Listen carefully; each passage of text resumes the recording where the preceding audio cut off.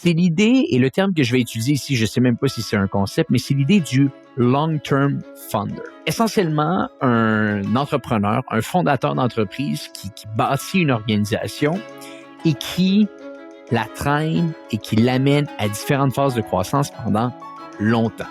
Si on prend l'exemple à l'extrême des entreprises que tout le monde connaît, on n'a qu'à penser à les méthodes ce monde. C'est encore Mark Zuckerberg aujourd'hui qui dirige l'organisation après l'avoir fondée en 2004. On peut penser à Jeff Bezos, qui, oui, n'est plus président de l'organisation en 2021, mais il a lancé Amazon en 1994, si ma mémoire est bonne, et a quitté l'organisation en 2021. Il est toujours président du conseil d'administration. On pourrait appeler ça un long-term founder. C'est quand même 27 ans de ta vie que tu as mis là-dessus.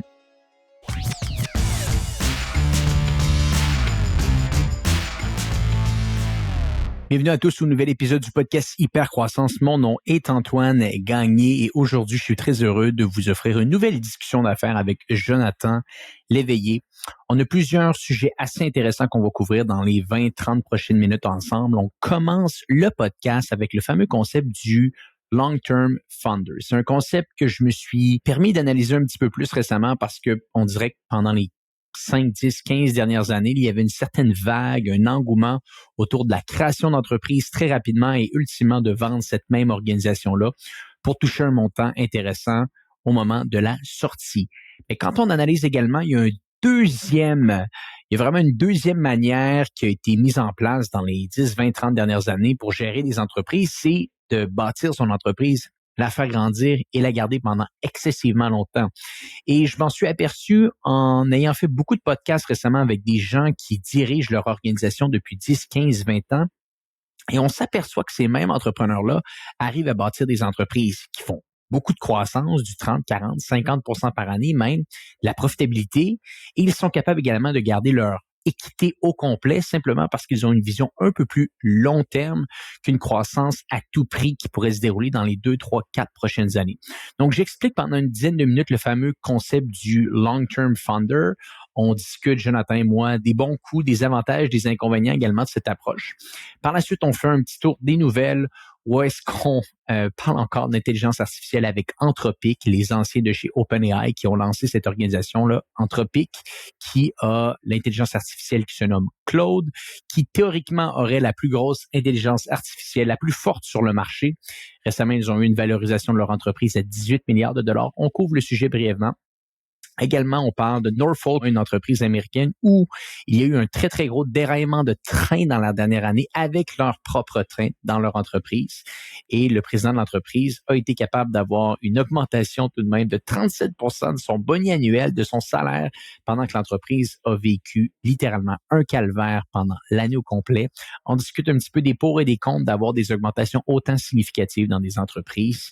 Et on fait également un tour de d'autres nouvelles en rafale. J'espère que vous allez aimer les 20 prochaines minutes. Et comme à chaque semaine, je vous demande si vous pouvez vous abonner sur YouTube, sur Spotify ou sur Apple Podcasts. Ça va nous faire énormément de bien. Ça va nous aider à faire connaître le podcast au maximum de gens possible. Donc, ce serait très apprécié si vous pouviez faire ce petit acte de vous abonner à nos podcasts. Sur ce, je vous souhaite un excellent épisode. Donc, bienvenue à tous au podcast Hypercroissance en mode discussion d'affaires encore aujourd'hui avec notre fameux Jonathan Léveillé. On a des nouvelles, on a des points à discuter avec vous aujourd'hui, mais je le répète pour les gens qui sont avec nous sur le podcast, il y a un petit lien dans les notes de l'épisode qui vous pose quelques questions concernant l'événement en présentiel qu'on va organiser à la fin mai prochain au centre-ville de Montréal. Donc, si vous pouviez simplement les remplir à ces questions-là, on essaie de confirmer certaines dates, certaines informations qui vont nous être utiles sur quel type d'événement, quel type de personnes également qu'on va inviter pour les entretiens. Donc, votre feedback va nous aider à faire en sorte que cette soirée-là soit totalement exceptionnelle. Jonathan, je me tourne vers toi. De un, comment ça se passe? Comment ça va aujourd'hui de ton côté? Ça va super bien. Très emballé et énergisé par le fait d'être focus, enfin, dans la business, concentré sur une seule chose. Donc, on avance bien. On a travaillé très fort sur le plan stratégique qu'on va dévoiler la semaine prochaine.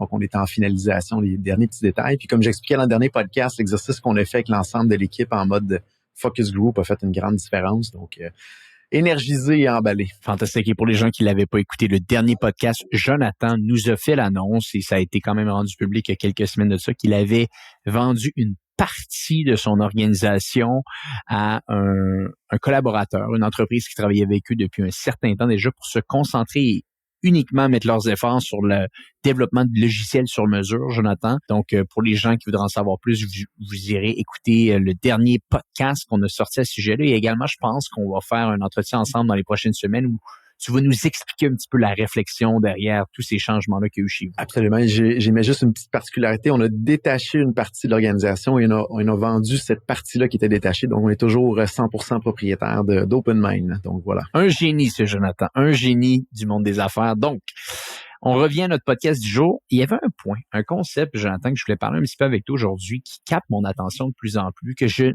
pas vu personne parler, mais j'aimerais vraiment amener ça à l'attention des gens que je trouve donc fascinant. Et pourquoi je l'amène à ton attention, c'est que je pense que de plus en plus, je me retrouve dans cette réalité, dans ce mouvement de pensée-là un petit peu entrepreneurial. Et je t'explique le concept. Pendant plusieurs années, on s'est souvent fait dire en tant qu'entrepreneur qu'on bâtit une entreprise. On essaie de l'amener à une masse critique assez importante, qu'elle génère de la profitabilité, qu'elle soit capable de gagner des parts de marché. Et ultimement, la fin logique souvent à ces entreprises-là est une vente. Une vente d'entreprise parce qu'on va être capable de toucher peut-être 5 à 10 fois les profits que l'organisation fait. On sait également qu'il y a certaines lignes d'affaires qu'on va être capable de toucher des multiples similaires, mais orientés au niveau des revenus, je pense ici au niveau des entreprises technologiques. Et ça a été vraiment un courant de pensée très, très populaire, je dirais, depuis 5 à 10 ans, parce qu'il y a des énormes sorties qui se sont déroulées dans les différentes entreprises. Et ça, je pense que c'est un concept qui était vraiment excitant et parlait à beaucoup d'entrepreneurs. C'est-à-dire bâtir une entreprise, la rendre assez grande, la vendre par la suite. Et si on est encore en amour avec le processus, on recommence l'exercice. Maintenant, il y a un concept qui a capté un petit peu plus mon attention récemment et je pense que c'est surtout arrivé suite à plusieurs discussions que j'ai eues sur le podcast avec des entrepreneurs à succès. C'est l'idée, et le terme que je vais utiliser ici, je ne sais même pas si c'est un concept, mais c'est l'idée du long-term founder. Donc, essentiellement, un entrepreneur, un fondateur d'entreprise qui bâtit une organisation et qui la traîne et qui l'amène à différentes phases de croissance pendant longtemps. Si on prend l'exemple à l'extrême des entreprises que tout le monde connaît, on n'a qu'à penser à les méthodes ce monde. C'est encore Mark Zuckerberg aujourd'hui qui dirige l'organisation après l'avoir fondée en 2004. On peut penser à Jeff Bezos, qui, oui, n'est plus président de l'organisation en 2021, mais il a lancé Amazon en 94, si ma mémoire est bonne, et a quitté l'organisation en 2021. Il est toujours président du conseil d'administration. On pourrait appeler ça un long-term founder. C'est quand même 27 ans de ta vie que tu as mis là-dessus. Récemment, j'ai eu Stéphane Garneau sur le podcast de Micrologique. Si d'ailleurs tu n'as pas écouté, je t'invite à aller l'écouter. Le podcast est sorti le 4 mars. Stéphane, quel homme d'affaires incroyable, a acheté Micrologique au début des années, à la fin des années 2000, vers 2009, pour 70 000 $. Essentiellement, il a racheté un fonds de commerce, une coquille d'entreprise qui a complètement pivoté, puis en l'espace d'un an, il a passé l'organisation de 5 à 25 millions. Ils sont rendus à plus de 200 millions en revenus. Ils ont lancé un projet cloud, le projet Cyrus en 2014, qui lui, à lui seul, d'ici à peu près 24 mois, va faire à peu près 100 millions de revenus récurrents. C'est exceptionnel. Et encore une fois, 100% autofinancé, dirige l'organisation, contrôle toute son équité et continue à croître année après année.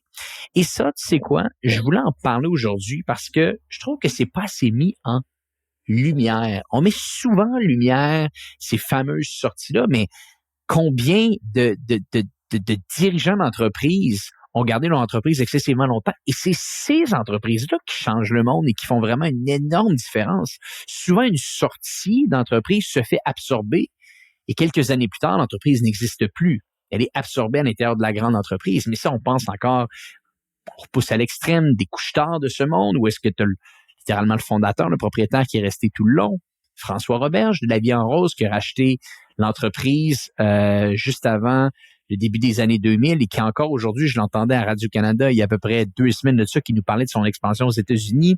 Ça fait 25-30 ans qu'il est à la direction de son entreprise. Et Et la raison pourquoi j'amène ça, c'est que je pense que, un, c'est important de mettre ça en lumière et deux, c'est important de comprendre qu'il y a un chemin différent qui peut être emprunté que la vente de son entreprise. C'est-à-dire que on peut diriger son entreprise longtemps. Et même quand on l'a dirigée pendant 25 à 30 ans, on peut la vendre aussi ensuite. Il n'y a pas de souci.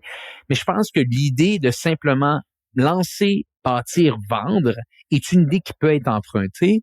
Mais l'idée de littéralement garder son entreprise longtemps, avoir une vision long terme, peut être mixée avec hyper-croissance. Et c'est souvent ça qui a été un petit peu mis de côté, c'est qu'on se disait ultimement, si tu gardes ton entreprise pendant très longtemps, c'est un petit peu le fameux concept du lifestyle business. Mais ces entrepreneurs, là, oui, ont un beau lifestyle, mais ils font de la très, très grosse croissance de 40, 50, 60% année après année, là. Et c'est eux souvent, dans les gens que j'ai interviewés, qui ont littéralement bâti les plus grandes organisations. Et j'en ai nommé quelques-uns, mais il y en a plein d'autres. Et je pense que ça vaut la peine de mettre ça de l'avant, de l'expliquer à notre audience qu'il y a plusieurs chemins qui peuvent être intégrés à la direction d'une entreprise. Et l'idée du long-term founder est souvent une qui n'est pas assez mise de l'avant. J'ai la perception que l'achat ou la vente d'une entreprise est un événement facilement médiatisable sur lequel on peut donner de la reconnaissance puis créer un effet wow. Donc, les entrepreneurs en série qui achètent, qui vendent rapidement, souvent ont plus d'exposition et ont plus de reconnaissance qui est mis derrière tout ça.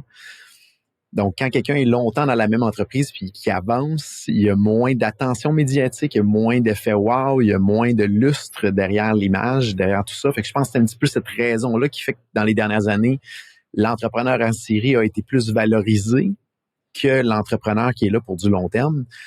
La réalité, c'est que si on est dans le bon bateau, à la bonne place, puis qu'on peut l'amener encore plus loin, il n'y a pas nécessairement de nécessité à faire des stunts marketing ou des ventes achats en série, là. Et c'est le plus gros levier. C'est le plus gros levier. Une entreprise qui a été capable de se tenir droit, de faire de la belle croissance, qui a 20 ans derrière la cravate, a tellement plus de potentiel qu'une entreprise qui vient tout juste de débuter à cause de l'expérience, à cause de la visibilité de l'entreprise, à cause de la réputation, à cause de tout ce qui vient autour des années que tu accumules derrière la cravate. Et ça, je pense que tu peux en témoigner, je peux en témoigner, d'autres personnes qui peuvent en témoigner, qui ont une entreprise depuis plus de 10 ans.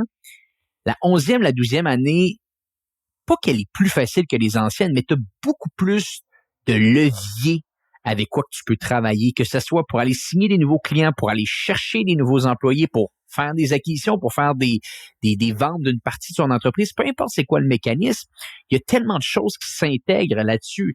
Et j'ose même pas imaginer qu'est-ce que 20 ans peut te donner derrière une entreprise et qu'est-ce que 30 ans peut te donner derrière avec une entreprise. Et pendant ces années-là, bien entendu, si tu la gères bien, tu peux faire de la profitabilité, tu peux grandir, il y a plein de belles choses qu'on peut faire. Et je pense que c'est un point qui est pas assez mis de l'avant et qui est oublié. Et tu vois, ça m'est frappé cette semaine quand j'ai terminé l'entretien avec Stéphane, ou plutôt quand je l'ai mis en ligne puis je le réécoutais pour voir si tout était bon. Et là, je regardais beaucoup d'entretiens que j'ai eu récemment et j'en revenais pas combien que j'avais eu des fondateurs là, exceptionnels, des présidents d'entreprises exceptionnels qui tiennent leur entreprise depuis 20-30 ans et qui font de la croissance de 40-50% année après année, des fois plus. C'est pas exceptionnel un peu tout ça. Puis je pense qu'il y a une composante aussi qu'il faut faire attention, c'est une entreprise qui est à capital fermé versus une compagnie à capital ouvert. Je pense qu'il va y avoir une différence à travers le temps dans la croissance puis les différents stades. Une entreprise qui est privée, privatisée, souvent, il va y avoir des gens de la famille qui vont être la deuxième ou la troisième génération de l'entreprise. Et souvent, on entend que la première génération travaille comme des fous pour bâtir l'entreprise à un certain niveau. La deuxième va amener la structure, la technologie, l'innovation pour l'amener à un autre niveau. Et la troisième génération va détruire tout ce qui a été fait par les deux générations précédentes. Ça a été vu souvent malheureusement. Alors que si on compare à un Alain Bouchard, que lui était plus du côté public, que c'est pas nécessairement ses enfants ou c'est sa famille qui a repris, en tout cas de manière explicite, les rênes de l'organisation. Il a toujours été avec la meilleure personne possible pour aller à la prochaine étape, un Brian Hannasch de ce monde. Et on voit le résultat qu'il y a une croissance et le facteur exponentiel est encore là, ou linéaire vers le haut est encore là. Donc, je pense qu'il y a un aspect qu'il faut faire attention aussi entre le privé et le public là-dedans. Il peut y avoir, après un 20, 30, 40, 50 ans, un déclin peut-être d'une organisation s'il n'y a pas cet aspect-là. Si on met l'aspect familial d'abord et avant tout versus le bien de l'organisation pour la croissance. C'est quoi? Je pense que ce serait un autre podcast totalement, la reprise dans les entreprises familiales, parce qu'effectivement, c'est un sujet qui est pas tout le temps facile. Je l'ai vu très souvent, encore une fois, avec des entretiens sur le podcast. Mais je pense que Moi, le point que je veux surtout amener à l'audience aujourd'hui, c'est que c'est correct de garder une entreprise pendant 5, 10, 15, 20 ans, 30 ans même, et de l'amener à un autre niveau. C'est correct de bâtir une entreprise et de la vendre après 3, 4 ans. Il n'y a pas un chemin qui est mieux que l'autre, mais je pense que les deux chemins sont excessivement intéressants à analyser et de pas simplement se dire c'est un choix ou c'est l'autre choix, vraiment en ayant fait, tu vois, on est rendu à plus de 300 épisodes sur le podcast, donc minimalement 200 d'entre eux ont été faits avec des entrepreneurs différents. Je le vois, il y a vraiment ces entrepreneurs-là qui soit prennent un chemin ou l'autre, mais ont autant de succès, que ce soit financier, que ce soit dans le changement qu'ils sont capables de faire sur la planète. Donc, ne pas négliger ça dans votre parcours entrepreneurial. Donc, tu vois, c'est un petit point que je voulais amener à l'audience aujourd'hui. Je sais que toi, tu avais peut-être d'autres points que tu voulais amener, qu'on pourrait parler, des nouvelles. Absolument. Je ferais peut-être juste avant les nouvelles un petit bout de chemin de plus sur le sujet. Ça fait 2 personnes par hasard qui me sollicitent dans les 2 dernières semaines pour aller souper. 2 personnes qui pensent se lancer en affaires depuis longtemps, des jeunes dans la trentaine. Et les 2, ça a été le même constat. Tu sais, je leur ai dit, parfait pour te lancer en affaires, mais pourquoi pas acheter une entreprise qui a déjà une certaine vélocité? Pourquoi pas déjà sauter dans un train qui est en marche, qui a une certaine profitabilité, qui a peut-être pas de relève et s'il y en a qui nous écoutent aujourd'hui qui se pensent se lancer en affaires, ne négligez pas la partie peut-être de reprendre une entreprise existante qui a peut-être pas de relève. Il y a beaucoup d'entreprises qui n'auront pas de relève dans les prochaines années. Je pense que les chiffres étaient au-delà de 60 000 entreprises qui n'ont pas encore de plan de repreneurs. Et il y a un programme qui est sorti dans les dernières journées en lien avec l'école d'entrepreneurship de Beauce pour former 1000 repreneurs et cédants d'entreprise. Donc, négligez pas cette partie-là aussi, peut-être de prendre place dans un wagon qui est déjà en pleine allure vers une belle direction, puis d'apporter votre couleur par la suite ou vos forces pour venir couvrir des zones qui étaient peut-être pas exploitées dans cette entreprise-là. Et c'est ce que je challengeais avec les 2 personnes avec qui j'ai été prendre un repas, c'est je pense moi recommencer aujourd'hui, j'essaierai d'aller un petit peu en mode raccourci, de prendre déjà une entreprise qui est en vélocité parce que d'être un fondateur d'une entreprise, partir de zéro, c'est un chemin de croix qui est très difficile à passer à travers et le ratio de risque versus bénéfice est disproportionné versus de prendre une entreprise qui est peut-être déjà en vélocité, qui n'a pas de successeur à la tête de cette entreprise-là. Donc, à réfléchir derrière tout ça. Ben, c'est les statistiques le disent, hein. C'est quoi, 85% des entreprises font pas le cap des 5 ans. Ben, une entreprise qui a déjà fait le cap des 5 ans que tu peux racheter a quand même plus de chances de survivre aux 5 prochaines années qu'une entreprise que tu vas simplement lancer. Donc oui, effectivement, j'abonde dans le même sens que toi ici aujourd'hui. J'aurais à me relancer aujourd'hui. Je crois que ce serait beaucoup plus dans un mode d'acquisition. Mais bon, faut quand même bien analyser la structure du capital, mais habituellement, quand on a un bon plan d'affaires, les banques peuvent nous aider là-dedans. En rafale, quelques nouvelles. Anthropic, qui est un compétiteur à OpenAI au niveau de l'intelligence artificielle, vient de lancer son modèle Claude, la version 3. Et selon adapte les benchmarks, les bancs de test, ça serait plus performant que GPT-4. Donc, on voit encore là, il y a un nouveau joueur dans le marché qui est en train de s'imposer, ou du moins de tenir tête à OpenAI. Et comme on a eu une discussion hors d'onde, Antoine t'exprimait que c'est des gens d'OpenAI qui n'aimaient pas la philosophie d'OpenAI, qui pourrait être aujourd'hui renommée Close AI au lieu d'OpenAI. Donc, ils ont décidé de partir en croisade et de développer leur propre modèle d'intelligence artificielle. Donc, ça va être intéressant à regarder et à tester. Compétiteur également à Gemini de Google au niveau de la quantité de contexte qui peut être transmis au modèle. Donc, ça va être intéressant de voir. Là, il y a 3 joueurs dans le marché qui bougent beaucoup et à suivre. Il y a Magic AI aussi qui commence à pousser beaucoup, qui ont levé beaucoup de financement dernièrement. Donc, il y a 4 gros joueurs là, à regarder dans le marché devant nous et ça va probablement apporter beaucoup d'innovation encore dans les prochains trimestres. Et je pense que ce qui est important aussi de mentionner, c'est que toutes ces entreprises-là, on pense que c'est des startups indépendantes, mais ils sont tous reliés. Microsoft a mis quoi? 10 milliards dans OpenAI, puis il possède 49%. Amazon a mis 4 milliards dans Anthropic. Donc, c'est juste pour dire qu'au final, ce sont des startups qui sont indépendantes. 100%, utilisons les bons termes ici, qui ont bâti leur réelle infrastructure, mais qui au final sont continuellement appuyés par des énormes joueurs pour leur ronde de financement. Donc, il y a toujours un gros joueur tech derrière ces startups-là. Anthropic, d'ailleurs, qui, effectivement, ça a été dit, aurait peut-être un AI encore plus puissant que ce qu'OpenAI a. 850 millions de forecast de revenus pour 2024. 18 milliards de valorisation selon leur dernière ronde de financement qu'ils ont fait en janvier 2024 aussi. Tu sais, c'est pour dire, je pense que OpenAI, dans sa dernière valorisation, c'était 80 milliards. Si ma mémoire est bonne, 18 milliards pour Anthropic. Ces entreprises-là prennent une valeur incroyable à cause, je pense, d'un marché qui est très, très chaud en ce moment. Mais bon, en tout cas, c'est intéressant à suivre. Il n'y a pas un seul joueur dans la course, au contraire. Et je pense que c'est encore excessivement tôt à savoir qui va gagner. Et la compagnie qui produit du matériel sur laquelle la majorité des modèles fonctionnent, NVIDIA vient de tomber la 3e capitalisation boursière. Bien ça, c'est sûr. vraiment impressionnant de voir l'ascension. J'ai vu des graphiques de compétition entre Intel et NVIDIA. Allez voir ça dans les 10 dernières années. Ça n'a aucun sens. Ça n'a aucun sens. Et le CEO est sorti il y a 2 jours comme quoi que selon sa perception à lui, d'ici 5 ans, l'intelligence artificielle va battre sur tous les domaines l'humain.